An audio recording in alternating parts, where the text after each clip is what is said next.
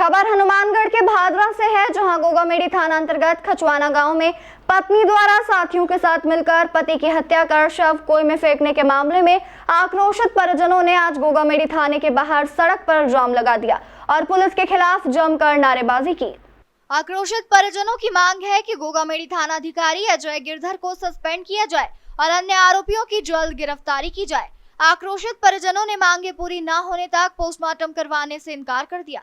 परिजनों का आरोप है कि रूपराम बेनीवाल करीब 16 दिनों से लापता था और गोगामेड़ी पुलिस को सूचना देने के बावजूद कोई कार्रवाई नहीं हुई और रूपराम का शव कल देर रात्रि को घर में बनी हुई कुएं में बरामद हुआ।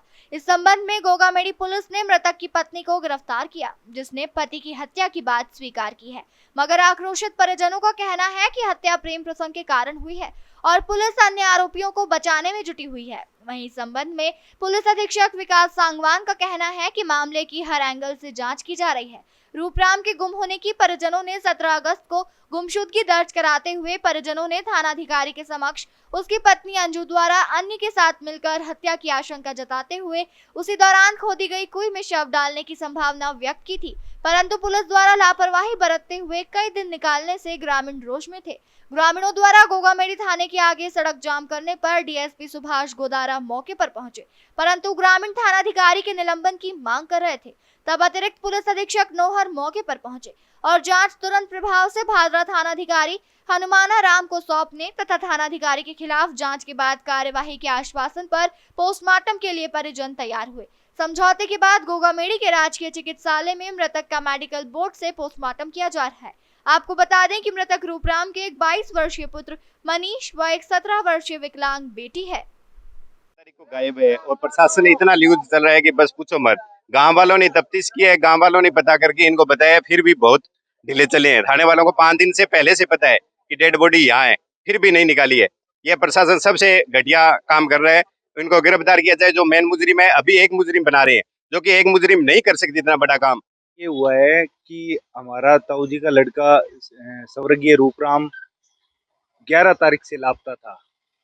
11 तारीख को प्रवेश कुमार मेरे चाचा का लड़का उसको घर पे छोड़ के आया था शाम को।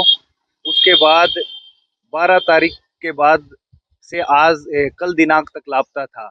हमें ग्रामीणों से और मेरे चाचा के लड़कों से इनसे सूचना मिली कि 2 दिन 3 दिन से वो दिखाई नहीं दे रहे गांव में कहीं भी। तो हमने उसको ढूंढने का प्रयास किया तो मिला नहीं। फिर हमें इसकी पत्नी से भी पूछताछ करी तो उसने भी कहा मुझे कुछ नहीं पता है कहाँ चला गया, वो यहाँ से चला गया है। जब हमने उसकी पत्नी को गुमशुदगी दर्ज कराने के लिए कहा तो उसने ना नुकर करी, मना किया। उसने कोई गुमशुदगी के लिए कहा मैं नहीं जाऊंगी थाने। फिर हम जबरदस्ती उसको लेके आए। हमने कहा आप गुमशुदगी तो दर्ज कराओ, तो उसको लेके आए 17 तारीख को। 17 तारीख को गुमशुदगी दर्ज होने के बाद वो महिला वापस हमें एक बार भी ये नहीं कहा कि भाई क्या हुआ क्या नहीं हुआ। शाम तक हमने वेट किया उसका, लेकिन उसके द्वारा हमसे कुछ भी नहीं पूछे जाने पर हमें शक हुआ कि कहीं न कहीं इसकी संलिप्तता है इस मामले में।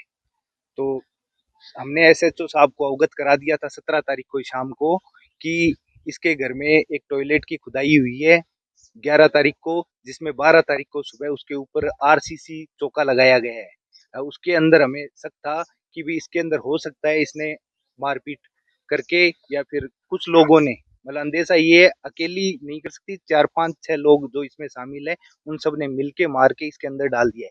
तो पुलिस को हमने 17 तारीख को सूचना दे दी थी सुबह आके 10 बजे गुमशुदगी दर्ज कराई थी।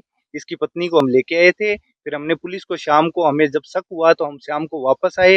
हमने इनको कहा हमें इसकी पत्नी पे शक है तो आप इसकी पत्नी। देखिए, गोगामेड़ी थाना क्षेत्र में गांव खचवाना में करीब 45 वर्षीय रूपाराम बेनीवाल हैं, जिनके घर से गायब होने के संबंध में एक एमपीआर थाने में दर्ज हुई थी, परिजनों के द्वारा दर्ज कराई गई।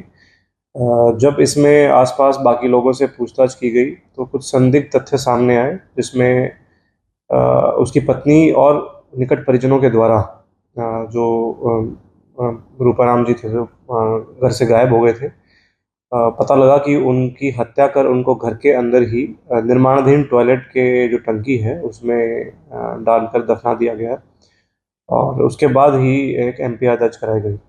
अभी प्रारंभिक पूछताछ के दौरान जो आरोपी हैं उनके द्वारा घटना स्वीकृत की गई है और कुछ अफेयर्स के कारण ऐसा सामने आ रहा है कि ये पूरा जो घटनाक्रम है इसको अंजाम दिया गया। हाँ, पूछताछ में भी प्रारंभिक तौर पर प्रेम प्रसंग का ही एंगल सामने आया है।